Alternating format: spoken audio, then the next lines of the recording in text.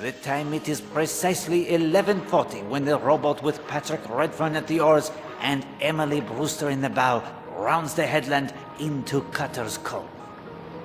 Hello? Who's that?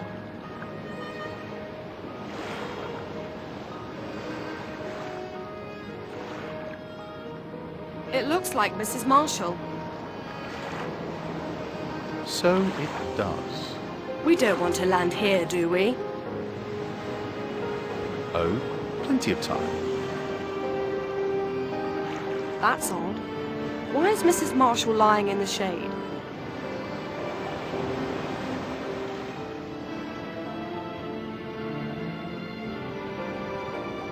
Hello, Elena?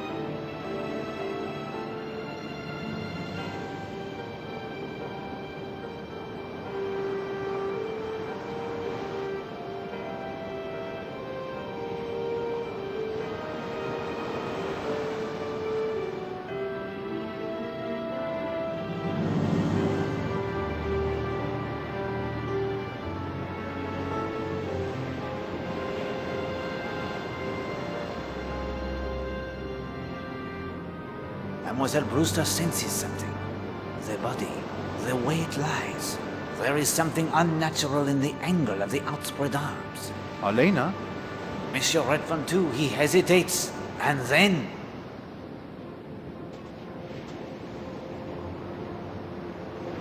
No. Elena! No! Is she... She's dead! Oh, God. She's been strangled! Elena!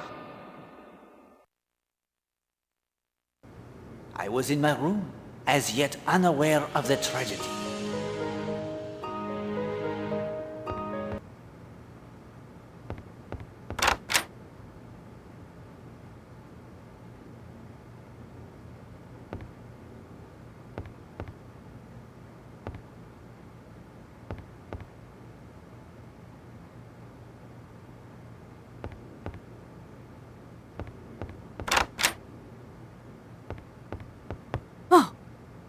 Monsieur Poirot, I'm sorry, my nerves.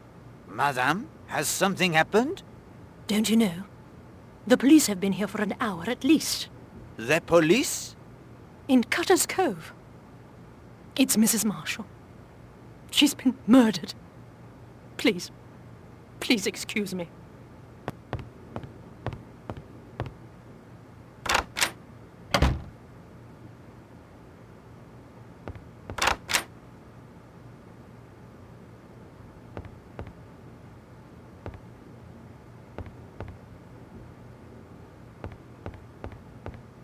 Oh, sir. Sir, it's terrible.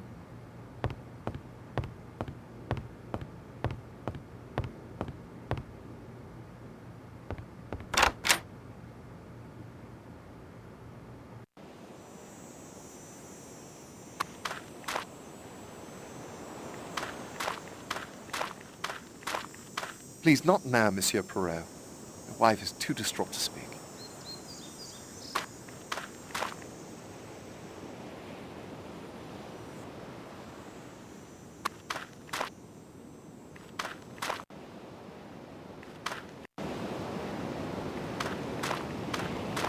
Mr. Poirot, there you are.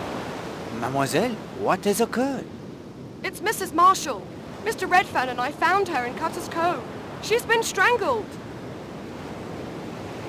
Mademoiselle, may I ask you a question? Certainly. Can you row me to Cutter's Cove? Mr. Poirot, after your efforts to find Millie's killer, I'll row you any time you like. You need only ask me. Climb in.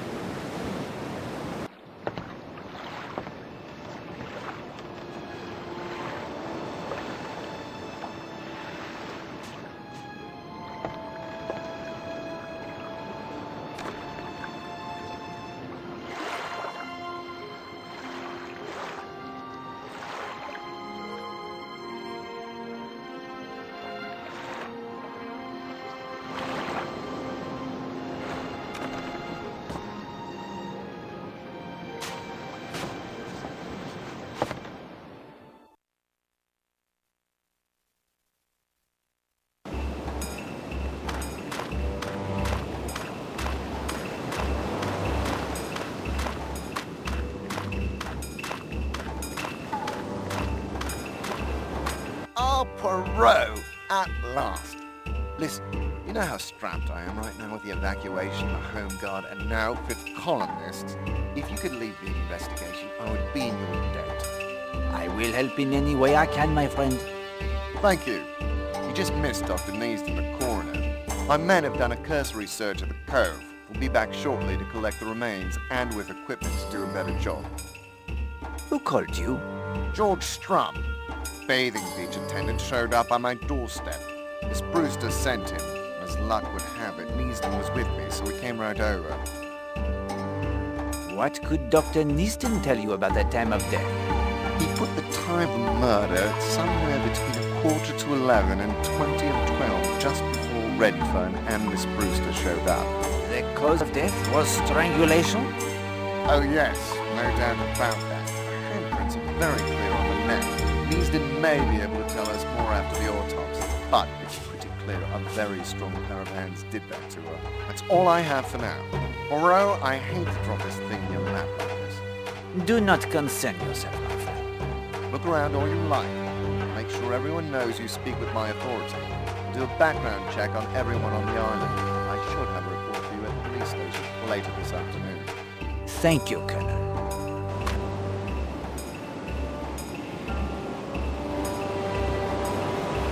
You aren't going to look at her face, are you? The investigator of murder cannot be squeamish, Hastings. Still, if you assure me of the facts, there isn't any real need, is there? As you wish. I state categorically that Mrs. Marshall was strangled to death by a very powerful pair of hands. Elena's coffee flask.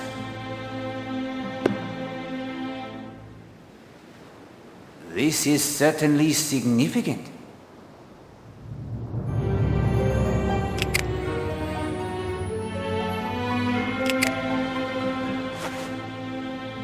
I'll just snip a piece of the fabric from the hat.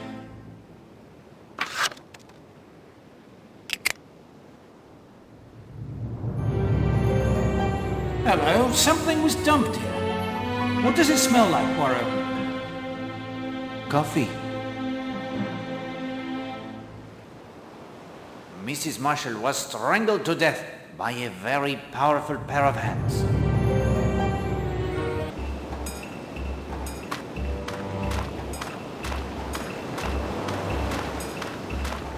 What? Oh, Poirot. May I put to you some questions, Monsieur Redfern? How did you and Mademoiselle Brewster come to be rowing together? I asked Miss Brewster if I could join her. Why did you do that? Monsieur Redfern, there is no longer the luxury of playing the little games. Now is the time for truth. Elena and I were accustomed to swimming together each morning. When I didn't see her on the beach, I went looking for her. She wasn't up at the hotel.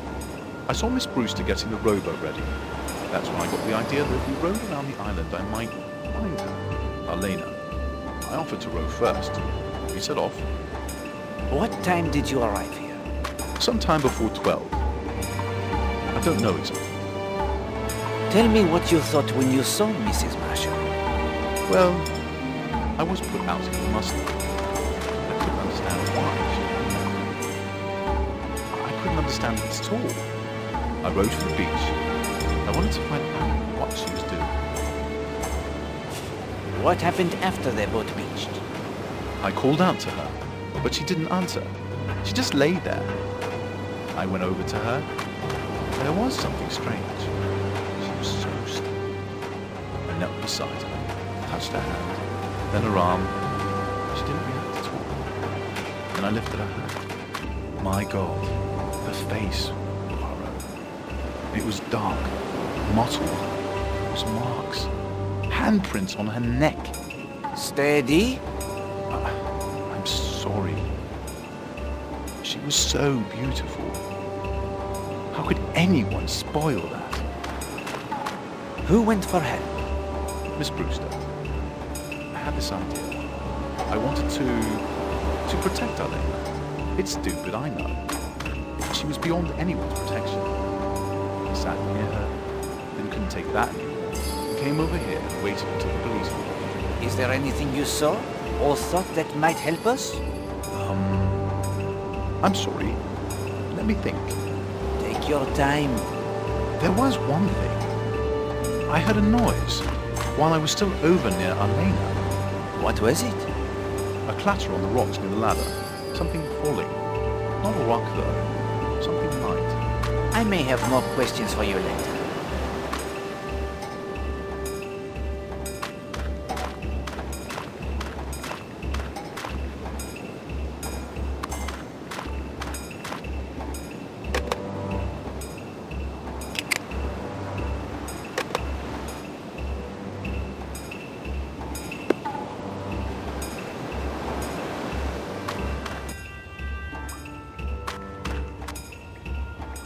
Torn piece of green fabric.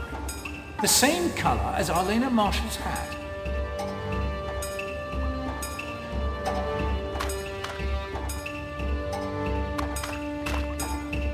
A smashed bottle with a bit of fluid left in it.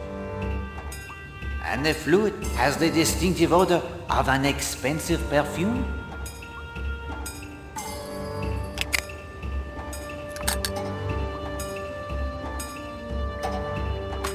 That mud looks like it was placed there deliberately.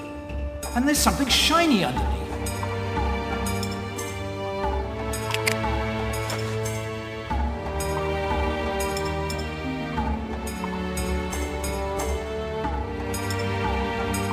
I say, a six-sided metal receptacle hidden by the mud. The mud must have been applied fairly recently, and the metal looks shiny, almost new.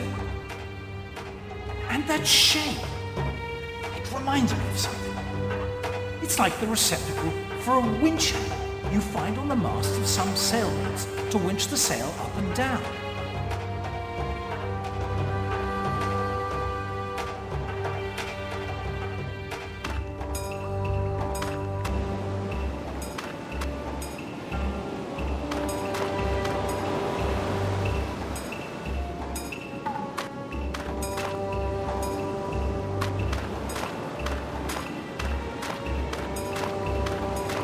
I really can't talk now, Poirot.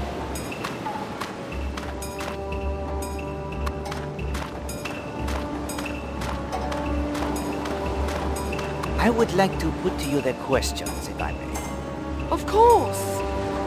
How did you and Monsieur Redfern come to be rowing together? After you saw me at Rocky Bar, I changed and was about to set out on my morning row when Mr. Redfern asked if he could join me. What time did you arrive here? We arrived on the beach at 11:45. We must have come in sight of the cove 5 minutes before that. Tell me what you thought when you saw Mrs. Marshall. Nothing at first. I assumed she was sunning herself. And then? Well, the first thing I noticed was she was lying as if she was sunbathing. But she was in the shade of the cliffs.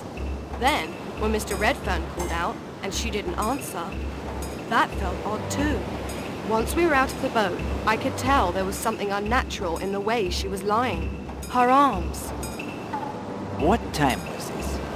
He wanted to row right round the island, so I checked my watch. It was not quite 11:30. Did Monsieur Redfern often accompany you? No, this was the first time. If you ask me, he was looking for Mrs. Marshall. He volunteered to take the oars first. What happened after the boat beached? Mr. Redfern and I approached Mrs. Marshall. I could see he thought the situation wasn't right as well. He knelt beside her, touched her hand, then her arm, then he started to lift her hat. He saw her face and cried out. Who went for help? I did. We both knew someone had to. I'm not the kind of woman who would ever admit to feeling fear, but I was secretly thankful when Mr. Redfern offered to stay with the body. I understand perfectly, mademoiselle. You must have reproached yourself. Is there anything you saw or thought that might help us? No, I don't believe so. Yes, there is something. She was strangled, just like Millie and the other woman, Alice Corrigan. 3 women strangled in South Devon within a few months of one another. Can that be just coincidence? Anything is possible, mademoiselle. But I will agree the coincidence in this case seems highly unlikely. I may have more questions for you later. Of course. Can you row me back to the bathing beach? Of course. Would you like to leave now? Yes, thank you.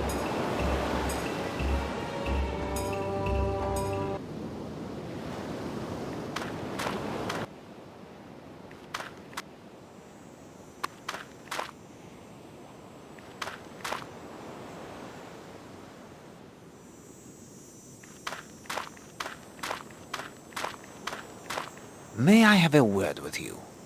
Colonel Weston told us to cooperate with you, Mr. Poirot, and of course we will, in any way we can.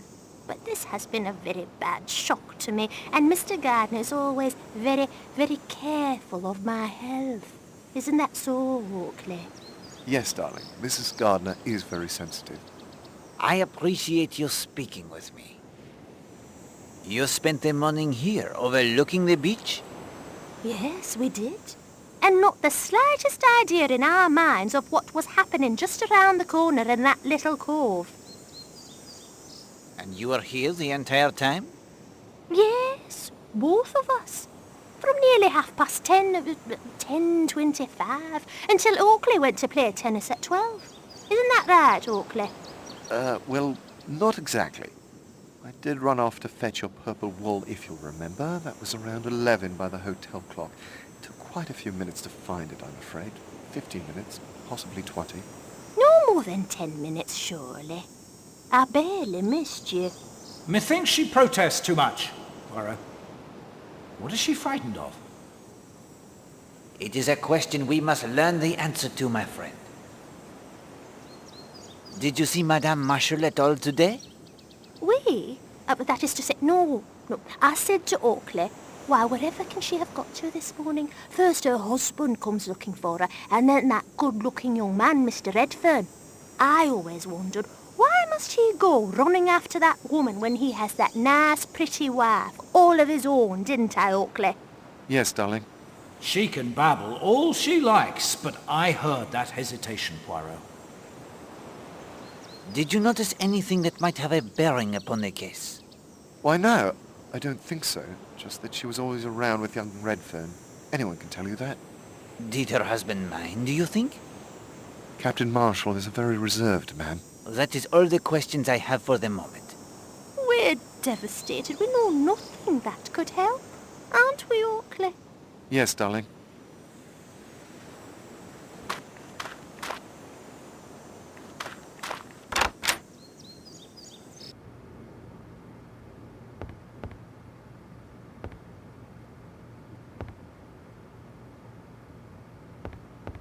Madame Castle. Mr. Poirot, Colonel Weston has informed me that I am to give you my full cooperation. He suggested that I allow you access to whatever you need in the hotel, no matter how private. I hope that does not distress you unduly, madame. Well, my duty to the owners, but I have little choice. Here is the master key. This will unlock any door in the hotel. Merci, madame. Can you account for your movements between 11:15 and 12 this morning? Well, from 10 o'clock till 11:15, I was seeing to it the staff were all performing their duties. Then that the dining room was cleared and made ready for luncheon. That was until noon. It was a very ordinary morning, and until... Quite so. Did you notice any of the guests behaving unusually? Let me think. Mr. Redfern seemed agitated, underfoot, asking if anyone had seen Mrs. Marshall. What time was this? Between 10 and 10:30, I would say. Tell me about the sandwiches and flasks of coffee prepared for the guests this morning. Mr. Lane asked for sandwiches and coffee. He was planning on hiking, I believe. Mrs. Marshall asked for coffee only. Those were the only requests this morning. How early are they put out on the table in the dining room? Directly after breakfast. No later than 9:30. I wonder if you would excuse me, This has quite unsettled me, I'm afraid. Of course, madame. She's rattled by more than the murder. You are correct, Hastings. The idea that I would have access to anything here in the hotel obviously includes the contents of her safe. Think she'll do a bunk? If she makes the... what was it you said? Think she'll try to sneak away? Huh? Yes, indeed. It is good that Colonel Weston is prepared to have her followed.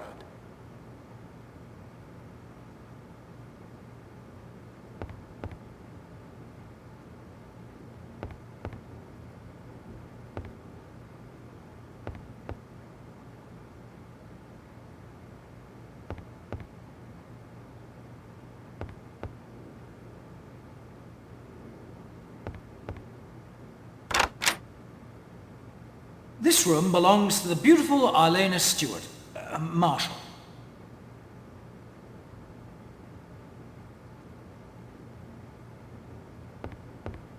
I say, old man, are we looking for anything in particular in here? We are indeed, Hastings. We look for that which is not here. Oh, that's a big help.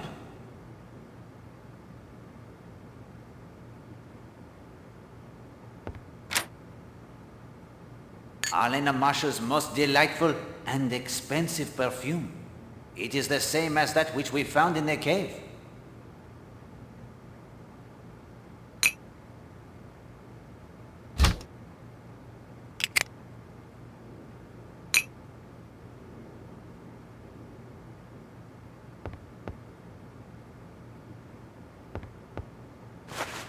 There are red hairs caught in the bristles.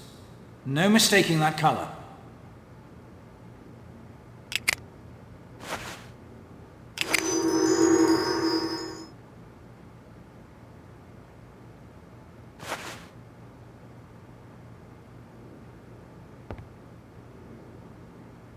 Looks like ordinary bath salts. Poirot, open the lid. I cannot, Hastings. The lid, it is screwed on most tightly.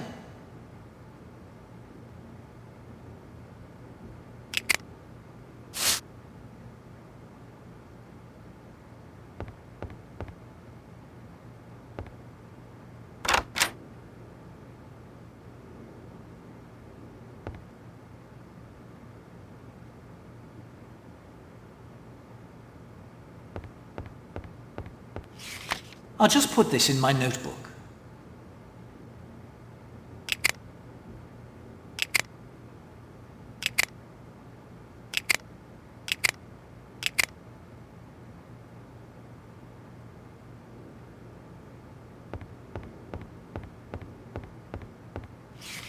This looks important.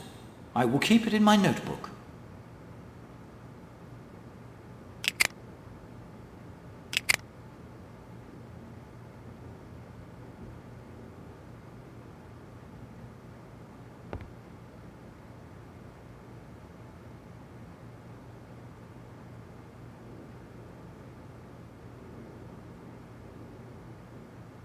Believe me when I tell you, Hastings, there was nothing of interest in those drawers.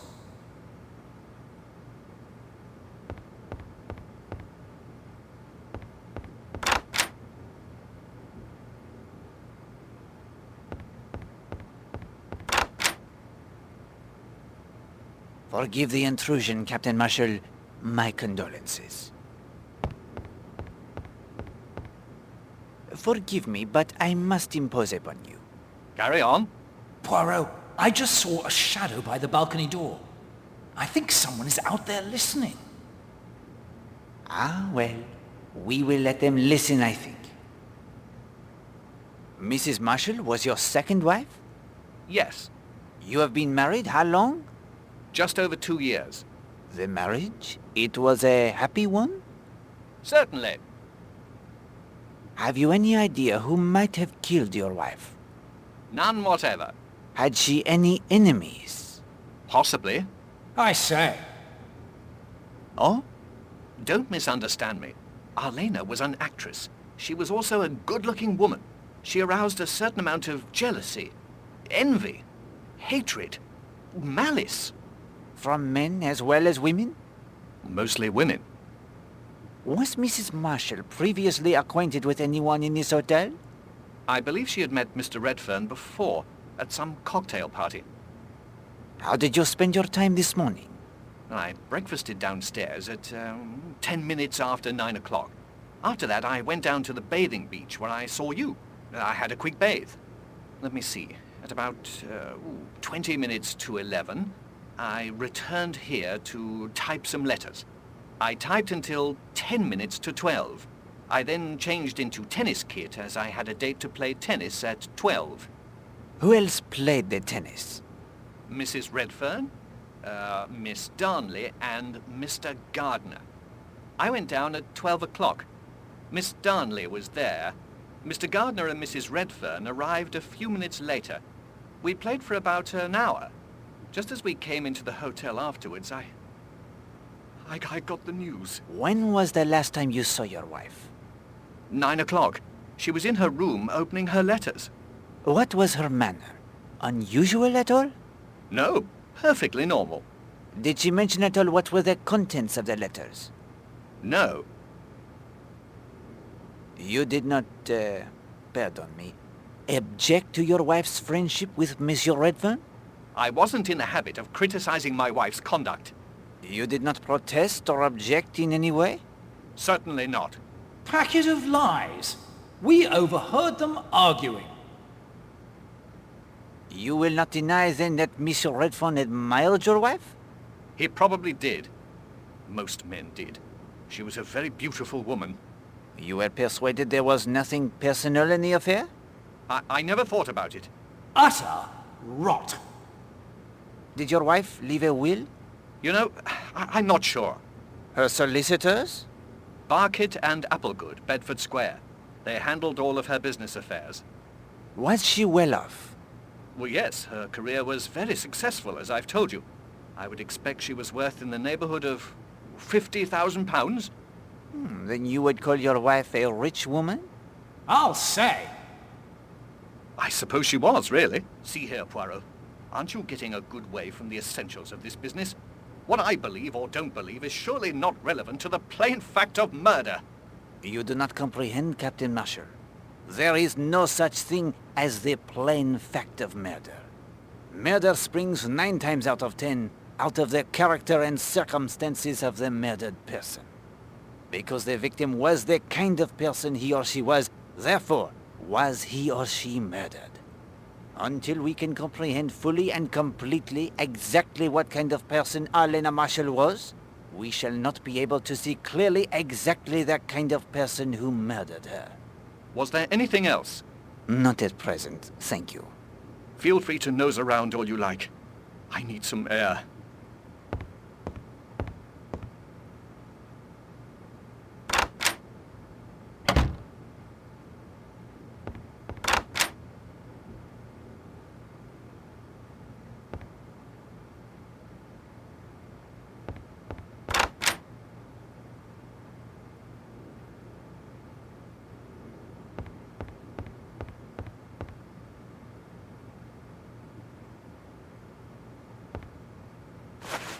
Linda's watch.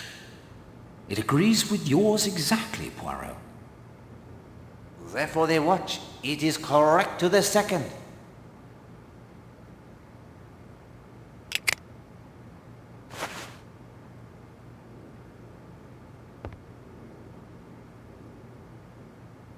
More green fabric. From the ashes, it looks like quite a bit was burned here.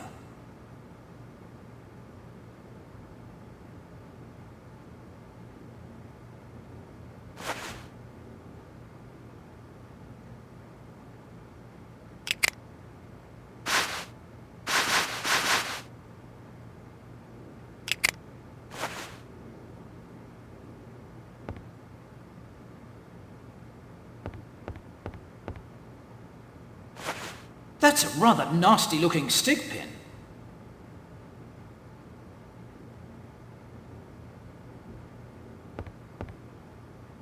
I'd certainly like to see what Miss Marshall has stashed in there. Then the combination to the box, it must be found. Trial and error will not open it.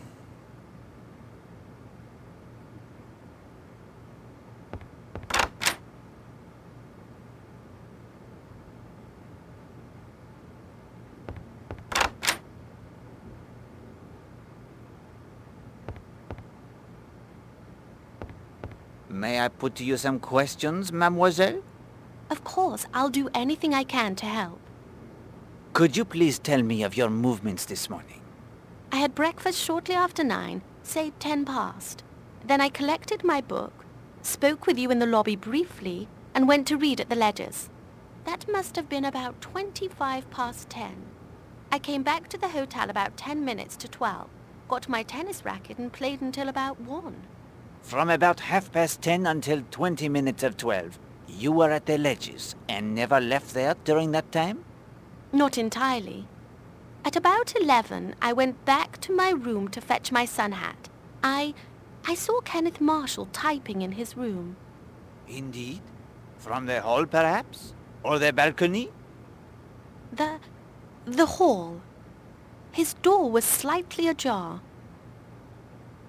Did you see Madame Marshall this morning? No. You did not see her as she paddled her float round to Cutter's Cove? No, she must have gone before I got there. Did you see anyone at all on a float or in a boat? At the Ledgers? Possibly Mr. Blatt. At least I think it was his boat. It had a white sail, though. You didn't see Monsieur Redfern and Mademoiselle Brewster when they rode past? No, I don't think I did. You see, I was reading, only glancing up occasionally. Did anyone pass you on the path? I was on the lower ledge. Unless someone had called out to me, I doubt I would have noticed them. You were, I think, acquainted with Captain Marshall? He is an old family friend. We grew up next door to one another, although I had not seen him for a good many years. It must be nearly 12. Were the Marshalls on good terms with one another? On perfectly good terms, I should say. Monsieur Marshall, he was very devoted to his wife? Ken, Mr. Marshall, is rather old-fashioned. He hasn't got the modern habit of shouting matrimonial woes upon the housetop. Did you like Madame Marshall? No. Why was that? She was bored to death with women and showed it. On the other hand, men were a very different story. Do you think her husband was aware of her interests in that line? I think that he accepted his wife quite frankly for what she was. He had no illusions about her, but I could be wrong. Do you know of anyone with a grudge against Madame Marshall? Only wives, but since she was strangled, I presume that it was a man who killed her. Mademoiselle, may I ask a favor of you? You found my typewriter, Monsieur Poirot. I am in your debt. What would you have me ask, Hastings? Could you compare some pieces of fabric for me? I would be happy to. Fabric is something I know quite a bit about. Merci. The perfect favor to ask. You are learning to exercise their little grey cells with great skill. It would seem the obvious request. This cut piece is fine silk. From a lady's hat, I would say. The torn bit is rayon, inexpertly dyed. And this burnt piece is from the same rayon as the torn fabric. Many thanks, mademoiselle. I thank you for your cooperation.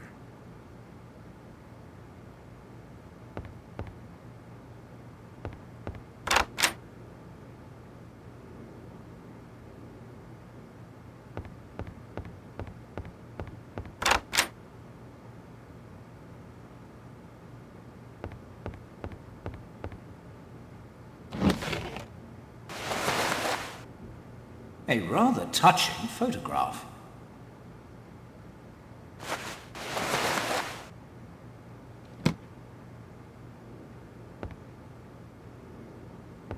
Mrs. Redfern's sketching supplies.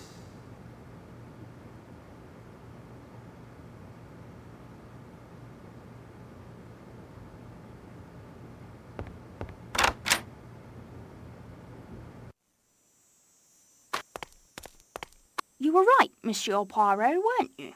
Madame? You asked me to have patience. And now, Arlena has been removed from the picture. Perhaps. But the manner of her removal is not something to celebrate, I think. Oh, I'm not celebrating. I'm not that callous. But I do know that eventually that door will open, and it will be my husband standing there. If you could give me an account of your movements this morning. Of course. Let me see. On my way down to breakfast, I stopped in to see Linda Marshall and fixed up with her to go to Sanctuary Cove.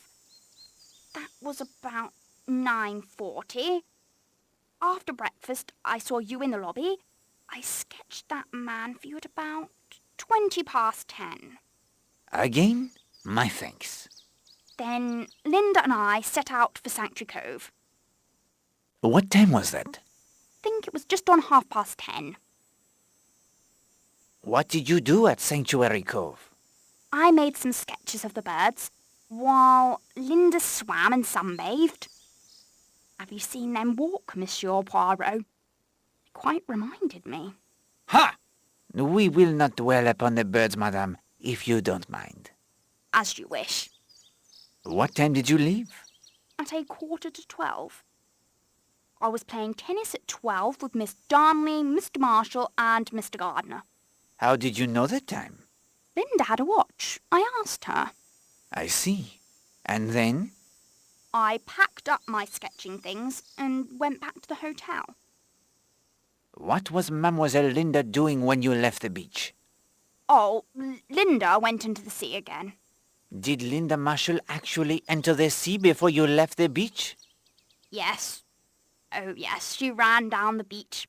I heard her splashing in the waves as I climbed the path. What happened after you went back to the hotel? I changed into my tennis things and went to the tennis court where I met the others. We played 2 sets and were just going in when the news came about Mrs. Marshall. How did you feel when you learned of Madame Marshall? It was a horrible thing to happen. Yes, but you were so very surprised? I think I see what you mean. No, I was not perhaps surprised. Shocked, yes. But she was the kind of woman. She was the kind of woman to whom such a thing might happen. Yes, madame. That is the truest and most significant thing that has been said to Poirot today.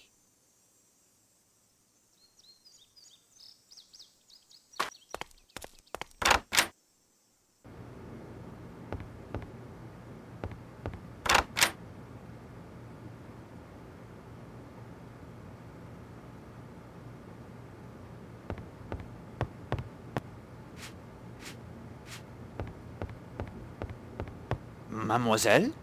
Mr. Poirot, you gave me such a start. I'm all nerves. Is all well, mademoiselle? What were you doing in your bath yesterday? It was such a mess. It took forever to clean it up. It is a little hard to explain that... Well, never you mind. I took care of it. It's my job. How are things between you and Monsieur Will Jenks? Mr. Poirot, the Marshall girl told me that there is nothing between her and my will. Everything's patched up. I am so glad. She also told me that you had a hand in clearing up that mystery. If you need a helping hand in this horrible murder case, you just let me know. Don't think me rude, sir, but I can't talk right now.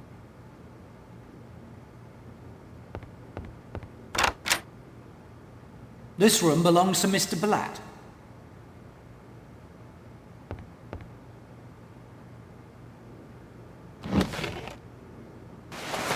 Well, would you look at that? I say, what caused that oily spot? My nose tells me it is some kind of oil. A test would determine it more precisely.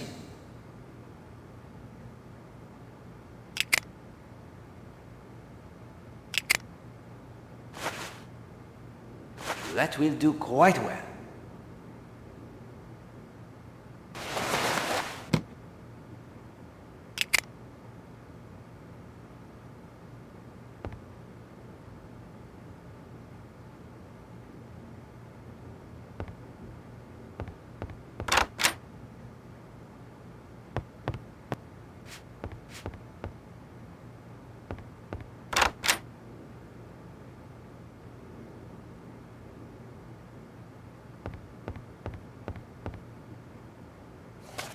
This document bears further study.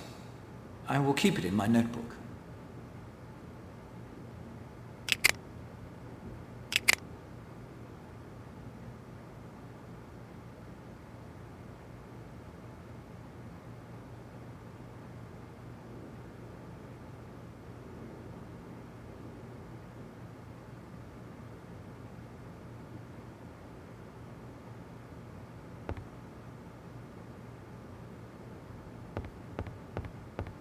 Interesting. I'll put it in my notebook.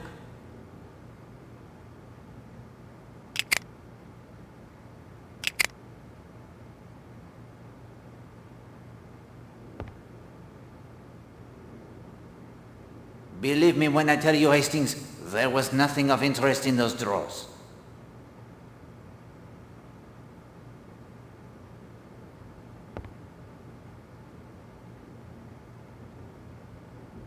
They are blackout curtains, although at the moment they are not drawn.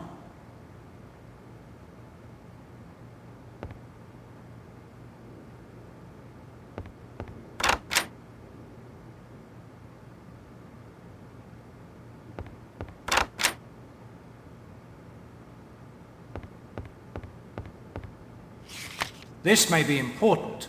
I'll keep it in my notebook.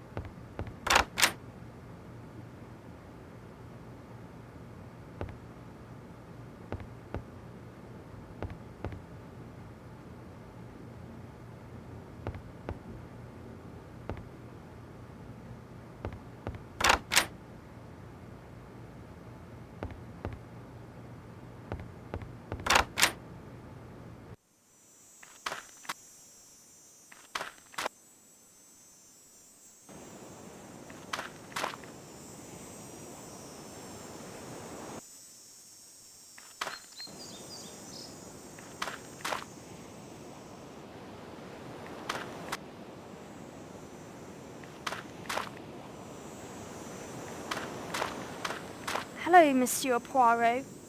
I'm sorry. I know I should have stayed at the hotel, but I had to get away. It is of no matter, mademoiselle. I knew I should find you here. May I ask the questions? Yes. Can you tell me how you spent the morning? After breakfast, I came here to Sanctuary Cove with Christine, Mrs. Redfern. When was that? We started off from my room just before the half hour. 10:25. What did you do when you got here? I swam, then sunbathed, while Christine sketched the gully moors.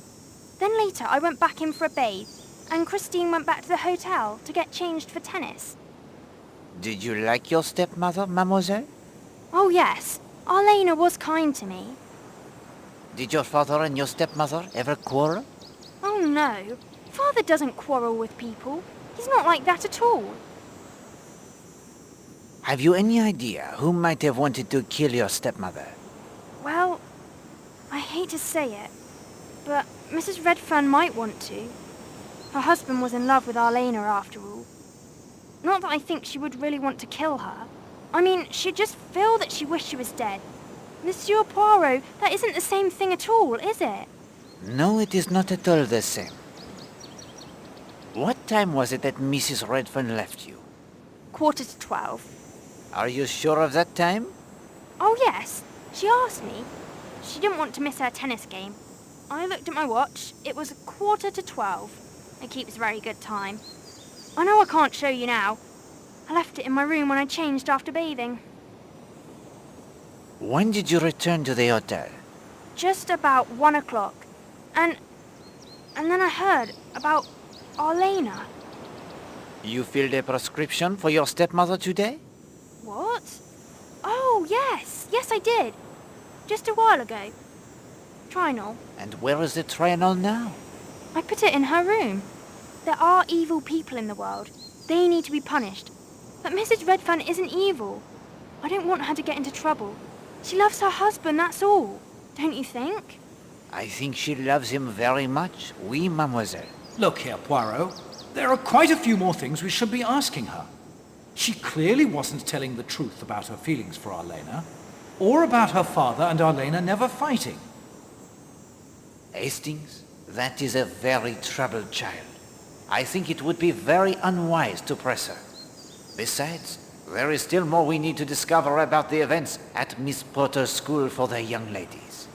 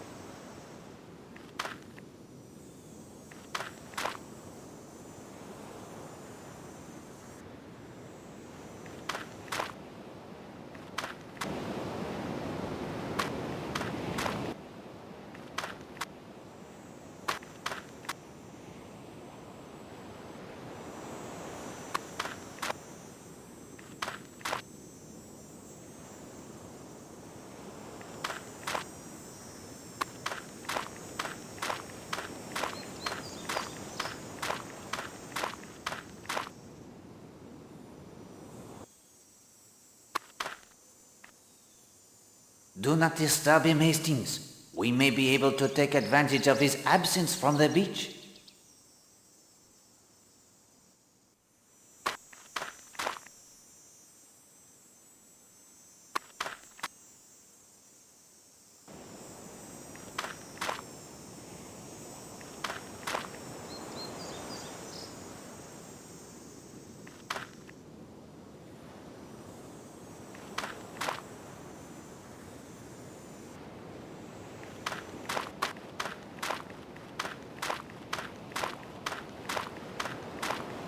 I must speak with you. Sir, Colonel Weston says I should answer any questions you might have. Murder. Isn't it horrible? It is indeed. What can you tell me about the murder? Nothing. Nothing at all. I had to go rake that tennis court again this morning. I was there from 10:30 until several of the guests turned up to play around 12. Can you believe somebody had been digging it up? Oh, that is terrible. I am sorry you were put to so much trouble. Oh, that's all right. It's not as if you did it. This is a washout. He knows nothing. He can still be useful, Hastings. See if you can find out how. You told me you will be the Navy frogman soon. Yes, sir. I hope this murder doesn't hold things up. You can swim deep as well as fast? I should hope so. Mademoiselle Brewster tells me something was thrown into the rocky bath. Do you think you could swim down and find it? I suppose I could under ordinary circumstances, but this murder has right unmanned me. If I had something that would brace me up, that might do it. Liquid courage, if you catch my meaning. Well done, Hastings. We now know the service George can perform for us. We lack only the means to enlist his aid. Merci, Monsieur George. I will speak with you again. You know where to find me, sir.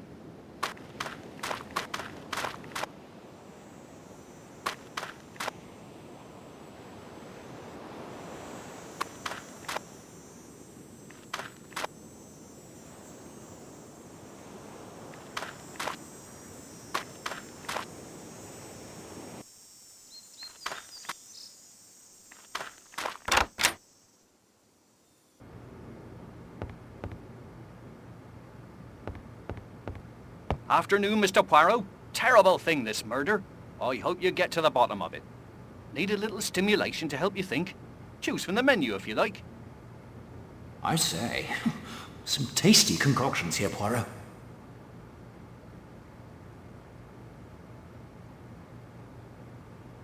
Sorry, sir. All out of dark rum and grenadine, I'm afraid. Blame George. It's his favourite drink. Allow me the contribution. Dark rum. I can certainly use this. Thank you, sir. I say, some tasty concoctions here, Poirot. Sorry, sir. All out of dark rum and grenadine, I'm afraid. Blame George. It's his favourite drink. Allow me the contribution. Cough syrup? I can't serve cough syrup to my customers. I say, some tasty concoctions here, Poirot.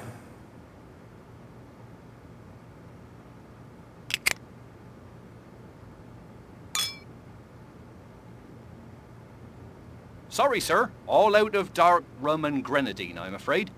Blame George. It's his favourite drink. Allow me the contribution. Cough syrup? I can't serve cough syrup to my customers. I say, some tasty concoctions here, Poirot.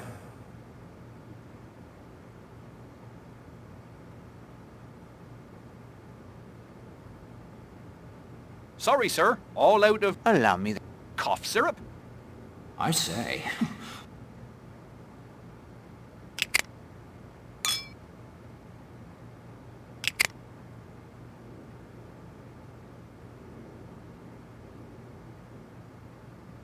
Sorry, sir. All out of dark rum and grenadine, I'm afraid. Blame George. It's his favourite drink. Allow me the contribution. Grenadine? I can't imagine where you found it, but thank you, sir. This will do nicely. I can now make Planter's Punch again.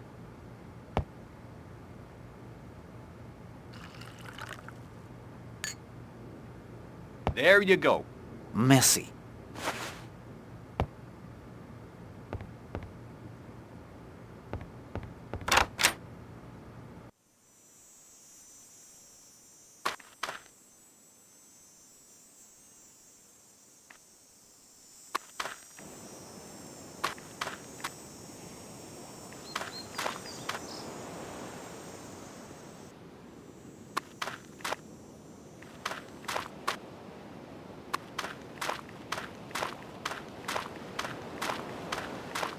A planter's punch. This will do nicely. Thank you, sir.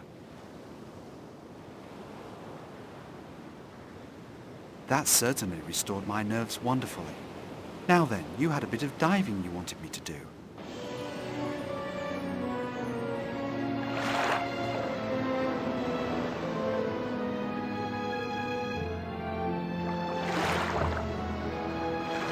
No luck yet, sir, but I'll have another go.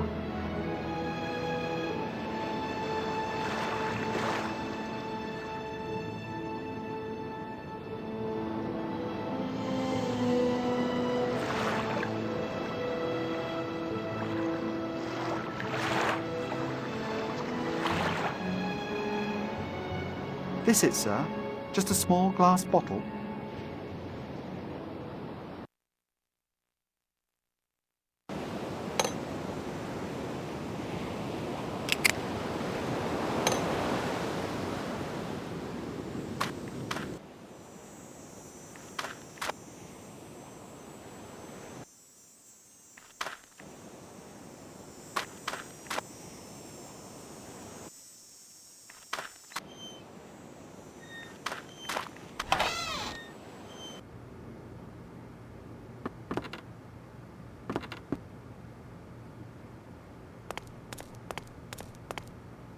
Hello, another compass. This wasn't here before. And it's smashed. No good at all anymore. A stroke of luck, that. It will make things easier in the end.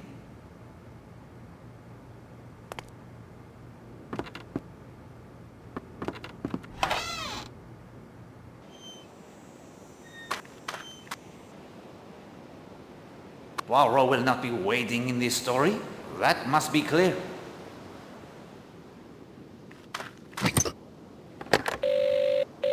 Hello?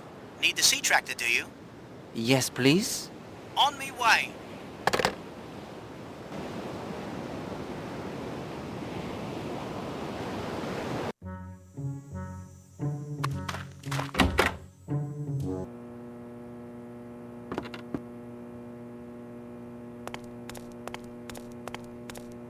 Hello again, Mr. Poirot. How can I help you?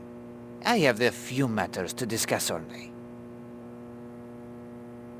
What can you tell me of hotel guest movements this morning? Well, let's see. Mr. Lane came across on the sea tractor fairly early this morning, about 8, I'd say, and set off on foot across the moor. He hasn't come back yet. Major Barry picked up his car, thanks again for repairing it, and drove off to Kingsbridge just before 10. Say, 10 minutes of... Major Black came in from sailing not too long ago and headed for the Monk's Head. I've seen no one else except the police and Dr. Needston coming and going. Colonel Weston went back to the police station, I think. Do you know Mr. North? The day tripper gent with the binoculars? That is he. Haven't seen him today at all, but he has no trouble wading across the causeway on his own. He has been visiting Seadrift Island often? Every now and again over the past few months. Anything else I can help you with, Mr. Poirot? You did a bang-up job on that motor of Major Barry's. Do you have the handle of the winch used for the raising and lowering of the sails? No, but I can probably track one down for you. Come back later this afternoon.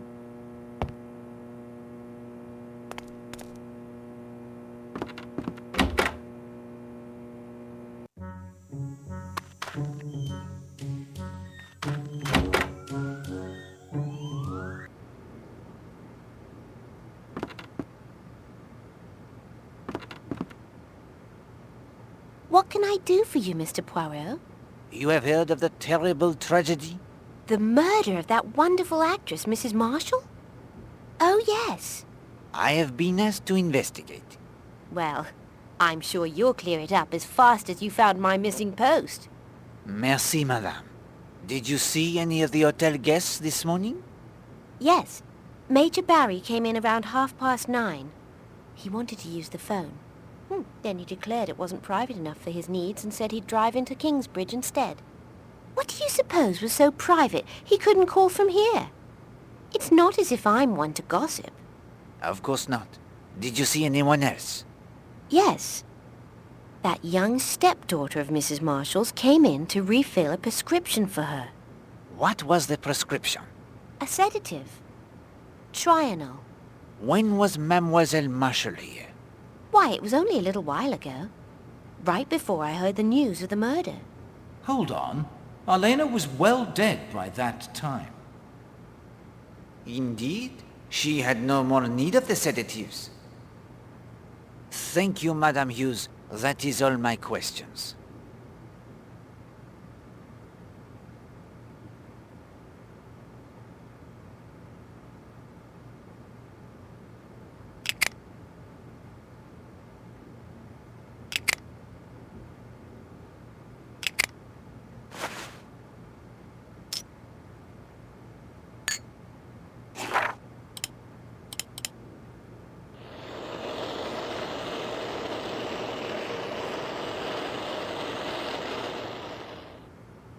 The substance on the stick pin, it is candle wax.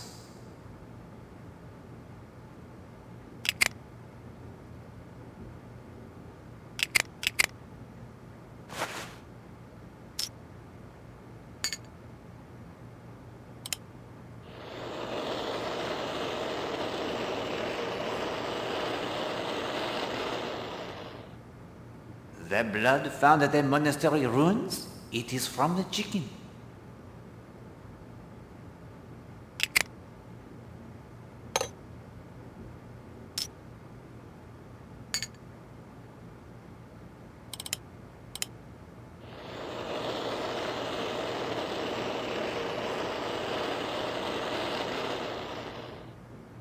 The bottle thrown from the balcony, it contained artificial suntan.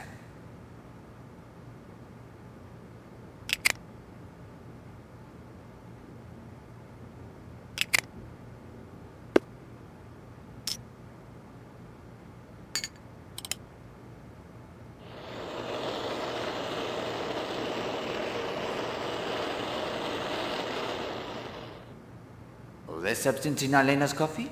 It is trianal, a powerful sedative.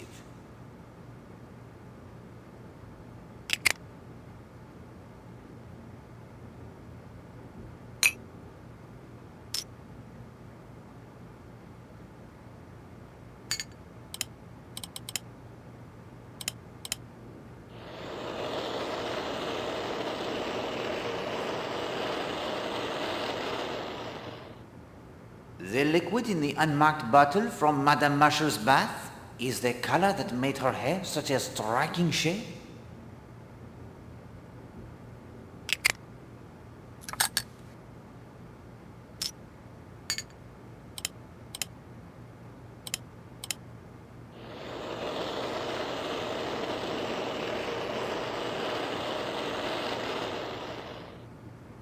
The substance contained in the smashed bottle found in Cutter's Cove, it is perfume.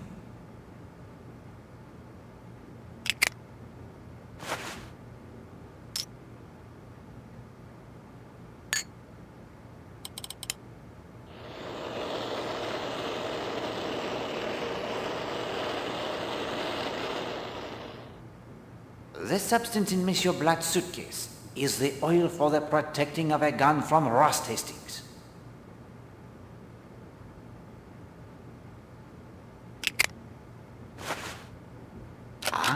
Almost there.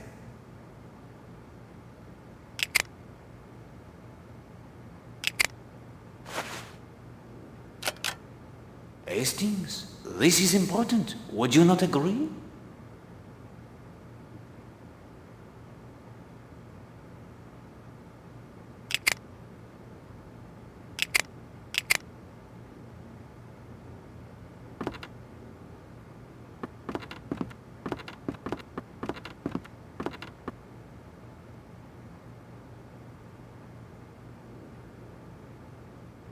Thank you, sir. I'll send it off directly. Thank you, sir. I'll send it off at once. We have already sent the telegram. We need not send another.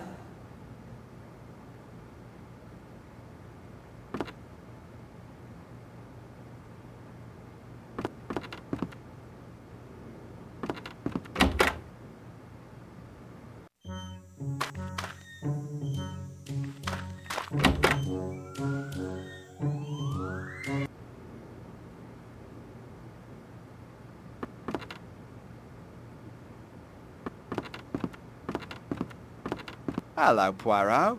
Seems like the old place isn't so dull anymore. No, it is not. Proceed with care, Hastings. We have need of Monsieur Blatt's assistance. Righto. Where were you from 11:15 and 20 of 12 this morning? Easy. I put out in my yawl about 9, then spent the morning zipping up and down the bay. Just got back a few minutes after 1 and heard the news about the murder. Ghastly business. Could you see Cutter's Cove from your boat? Well, yes. I suppose I could have, but I wasn't looking, I'm afraid. Can you shed any light on the murder? If I was looking for a suspect, I couldn't rule out that Mrs. Redfern. Jealousy, you know, led to trouble before this. Yes, unfortunately, Madame Marshall was strangled by someone with powerful hands. That does not suggest Madame Redfern. Hastings, do you therefore rule out all women as suspects? Of course. No woman would have the strength.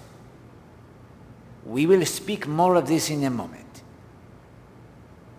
I believe you have lost the life ring buoy from your sailboat? How did you know that? I have found it. Your boat is called the Parsimony, is it not? Why, yes, she is. A little joke of my competitors in the business world. Hardware, was it? Do not press him, Hastings. That's right. Listen, that boy's no good to me anymore. It was damaged in a storm. I've been trying to find another without much success. I even tried to beat Bagby at darts for the boy and his war, but I couldn't do it. Perhaps I will try a game of the darts. Good luck. He's the best player I've ever seen.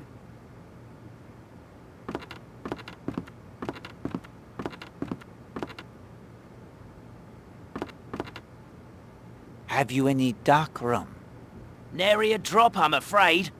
With trade being as slow as it is, there's not much sense in restocking.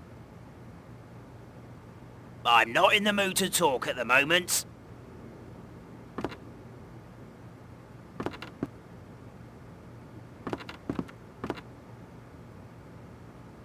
A regulation dartboard. Fancy a game, sir? Care to make a gentleman's wager? I will play you for that life ring buoy on your wall. Oh, very well. But it's worth 10 quid. Is it a bet? £10 for a boy? That's highway robbery. Only if he wins, Hastings. Oh, I pegged you for a sporting gentleman the moment you first walked in here. We each start with 301 points. I don't have time for a complete game, I'm afraid. Whoever hits the highest score subtracts that from 301. We'll declare him the winner. Go on, you go first.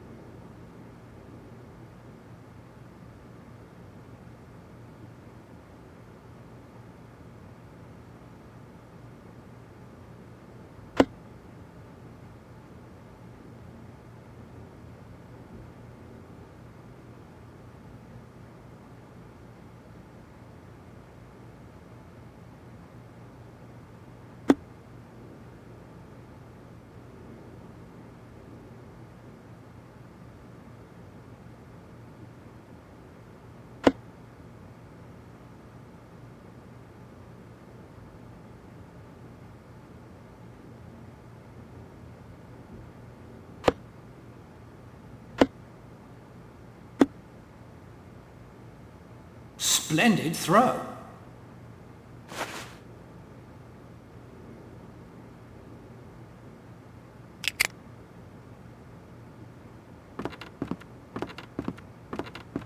I have obtained the life ring buoy. So that's mighty nice of you, Poirot. Anything I can do for you in return? Do you have the compass I might borrow? Well, I guess I could let you use my compass. Not much use for it sailing round Leathercombe Bay. Mind you, return it though. Do you have the winch handle I might borrow? Winch handle? From my sailboat? Not bloody likely. How would I haul my sails up and down? If you'll excuse me, Poirot, I have some business to attend to. Don't worry, I'll be around the hotel if you need me.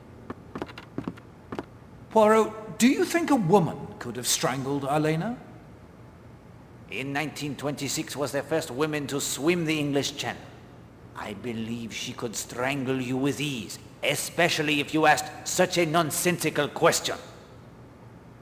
Then we should put all the women on the island to the test. Somehow. Very well.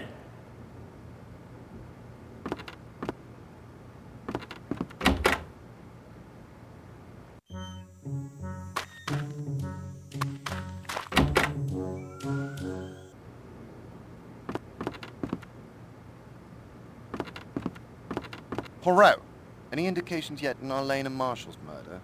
Indications, yes, but there is still work to be done, Colonel. Of course. How can I help? Has the body been moved from Cutter's Cove? Yes. Dr. Neasden is performing the autopsy right now in Kingsbridge. Did your men uncover anything new from the murder scene? No, nothing, I'm afraid. Have you an answer from Scotland Yard on the sketch? Yes, goes by the name of John North. Here's the report. I will copy the important points into my notebook. Nasty bit of goods there. Hate to hear he's in my district. Have you the report on the Alice Corrigan case? Here you are. As I said, it wasn't my district. Chief Constable in charge did all he could.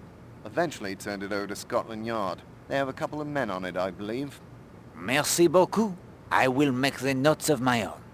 Husband's alibi looks unbreakable, and there are no other real suspects. Do you have the background checks on the suspects? Not yet, I'm afraid. Mrs. Castle is very nervous. She may attempt the escape. We're ready to follow if she does. I have here the letter, written to Elena, signed only J.N. Do you think you could have Scotland Yard ask among her acquaintances in London if they can identify this man? J.N.? It's not much to go on. Do you have anything else? This photograph... Yes. I will ask Monsieur Redfern if he knows Monsieur Nash, but please send it along to Scotland Yard as well. It may help. Of course. Did Monsieur Blatt report to you that his boat had been fired upon? I'll say not. When was this? That I cannot tell you. He mentions an accident in the storm only. What storm? We've had fair weather for weeks now. Then why would he conceal such an attack? I could bring him in for questioning. Not just yet, please. Again, I would advise only to watch his movements should he leave Seadrift Island. I'll inform my men. Good day, monsieur.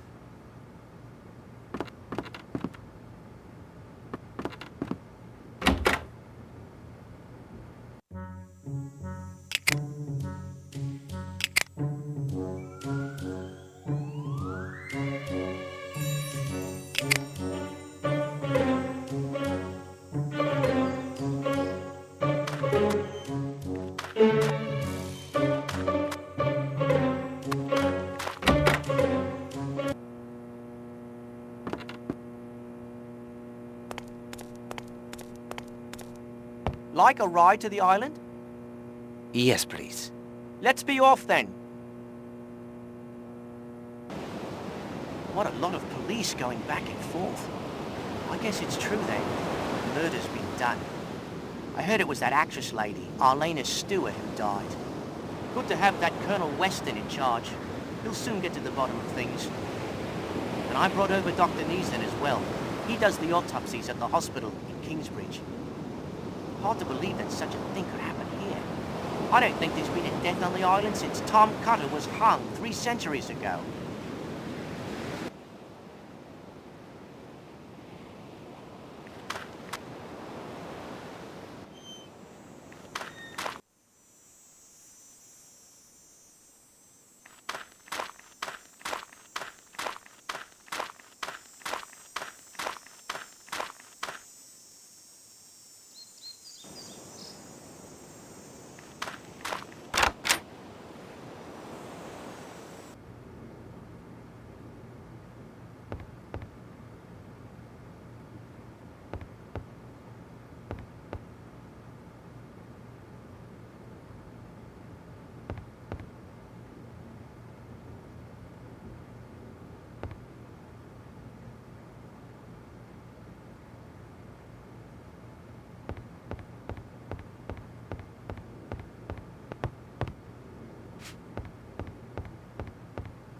Mademoiselle, there is a favor you could do for Poirot.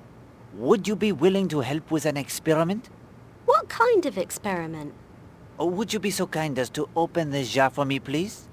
Ah, I see you mean to prove your theory that no woman would have the strength to strangle Madame Masher.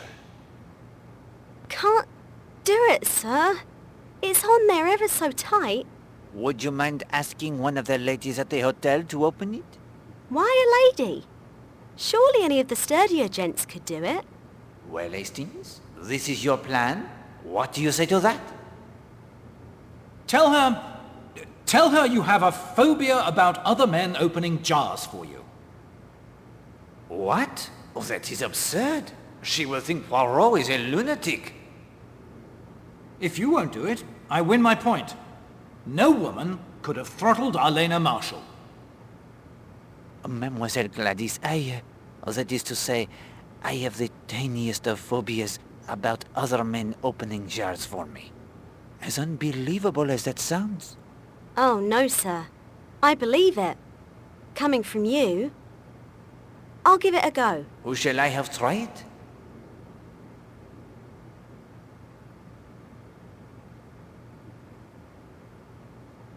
Miss Darnley.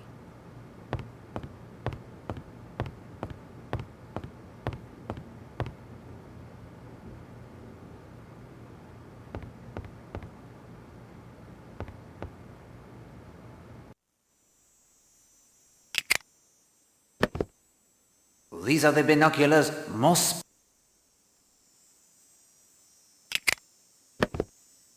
These are the binoculars...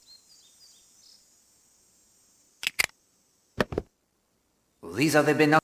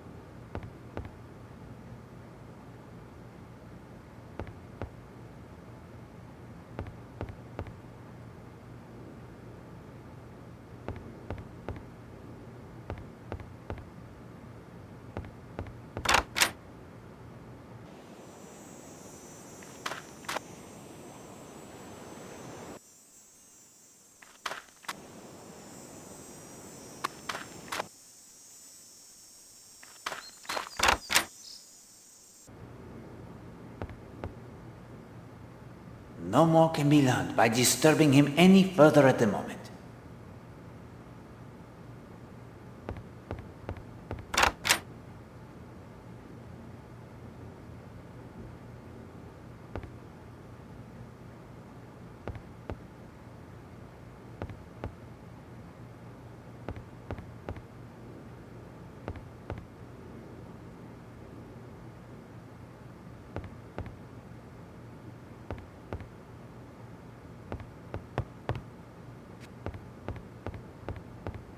There you are, sir. I thought you'd forgotten about me. When you didn't return, I decided I would test every woman in the hotel for you, just to be sure. I hope I didn't take too much on myself. Thank you very much, Mademoiselle Gladys. What did you find? I gave it to every woman on the island to try, and not one of them could budge it. That is, until I gave it to Miss Brewster. She popped it right open. Gosh, she's strong. Merci beaucoup, mademoiselle. You have done an excellent job. What should I do with the jar? It is yours. Take it as well with the sincere thanks of Hercule Poirot. Phobias must be a heavy burden to bear.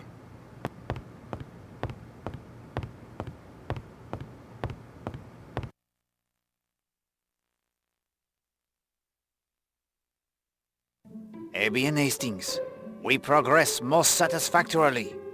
The course now is to identify and to remove the red herrings that obscure our true path. Where have our investigations taken us? I will remind you of those moments I considered the most important. You, of course, must decide which pertain to the murder of Elena Stewart, which are additional crimes that, while they may have no bearing on the murder, must still be solved, and what we still must learn before all questions are answered and the guilty unmasked. Are you ready, mon ami? As ready as I'll ever be, I suppose.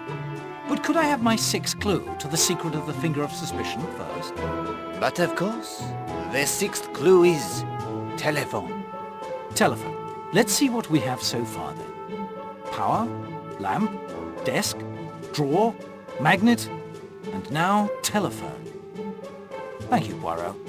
I'm ready to hear what you consider important about what we've learned so far. First, what are the mysteries we are trying to unravel?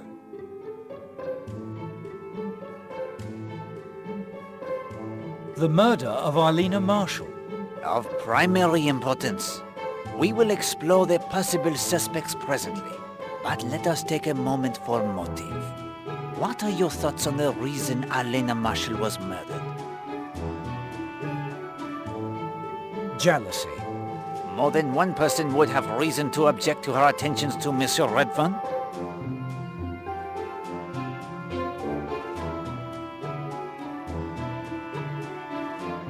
The murder of Alice Corrigan. We know little of the details of this case. Only that the husband was implicated and cleared due to the unbreakable alibi. And this crime was committed near Brixham as well. It may yet prove to be connected to the Millie Parsons case. I thought the police proved that Fell couldn't have been the killer. There may be another connection, Hastings. Do not rule it out. The murder of Millie Parsons. We now know enough of the circumstances in the crime to point towards a killer with motive and opportunity. The anthropology instructor, Gideon Fell. And unless Mr. Fell is on Seadrift Island or in Leathercombe Bay in disguise, he is not a suspect in Arlena Marshall's murder. Yet there were several persons who are either intimately or peripherally involved in the case on Seadrift Island. True, and 2 points remain to be cleared up. Can you name them? Was Gideon Fell the man you mentioned in your story of voodoo? The one who awakens in the night in the greatest of fear? Yes, it was he. Because of voodoo? Is it so hard to accept? If you accept that he himself believed in the power of voodoo? Is Linda Marshall involved in voodoo? The signs seem to point in that direction, I am afraid.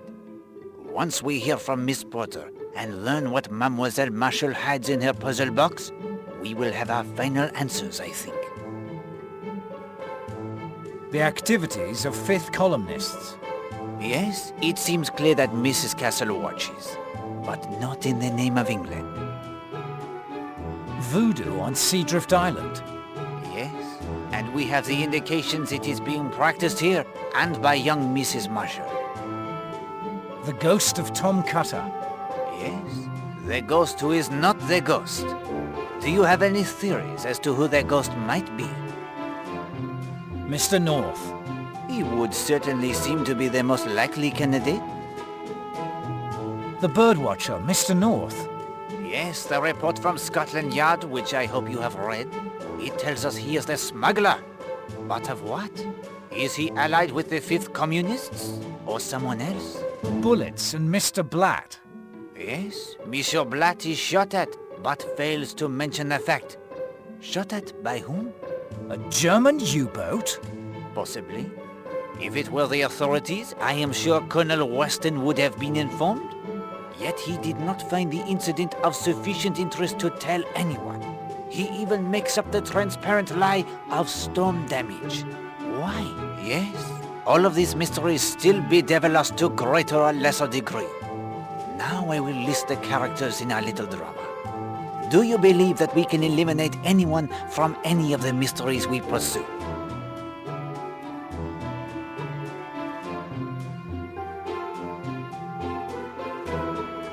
All of the above. Excellent! With one stroke, you clear the stage of the, how you call them, the players of the bits? Now we can focus on the true suspects. Now let us turn our attention to the more likely suspects. Which is your choice as murderer?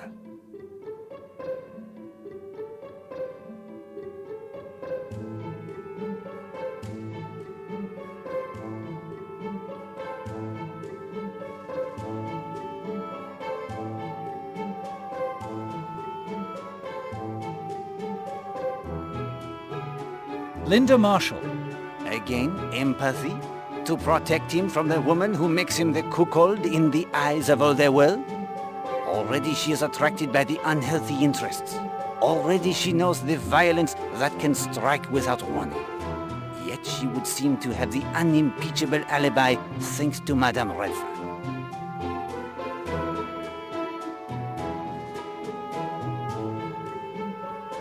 Christine Redfern. On the face of it, the most likely suspect? The jealousy for her is the most immediate and intense. Yet she too would seem to have the unimpeachable alibi, according to Mademoiselle Marshall. Major Barry. For Major Barry, a man who has lived through the violence of war, an obsession rebuffed by Madame Marshall may indeed have turned to more violence. Horace Blatt. It is true the man has secrets. He would also have had the opportunity to slip quietly ashore at Cutter's Cove and depart in his sailboat during the time of the murder. Emily Brewster. The athletic Mademoiselle Brewster is a woman strong enough to strangle another, as your experiment proved? And we have not determined a sufficient alibi for her, I think. And yet she is another like Monsieur Blatt, par example, who apparently has no motive for the crime at all. Hilary Castle. Arlena could have figured out that she was betraying her country. Self-preservation. I did not see among her many attractive qualities any indication that Mrs. Marshall possessed the instincts of a detective. Still, it is a possibility. Rosamond Darnley. The murder of empathy, to protect the man she truly loves. She is a strong woman who has succeeded in the business world. It is possible she would be capable of such an act. Carrie Gardner. Another who is hiding something? Would she strike down the woman who ruined her husband's business? Oakley Gardner. The likable Mr. Gardner, who takes so long to find the knitting wool and who was ruined by Arlena Marshall? Stephen Lane. A man so consumed by his zealotry, he has lost his position as a minister of God? The religious fanatic is indeed a man who could be driven to take it upon himself to personally destroy the evil he sees. Kenneth Marshall. The jealous husband? Even the cool customer like Captain Marshall may have the fires that burn deep inside. And there's the money motive too. Yes. The background check of Scotland Yard should reveal if he has the reverses in business. Patrick Redfern. Again, an obsession that Arlena Marshall has decided to end? The lover spurned? Yet where is the opportunity?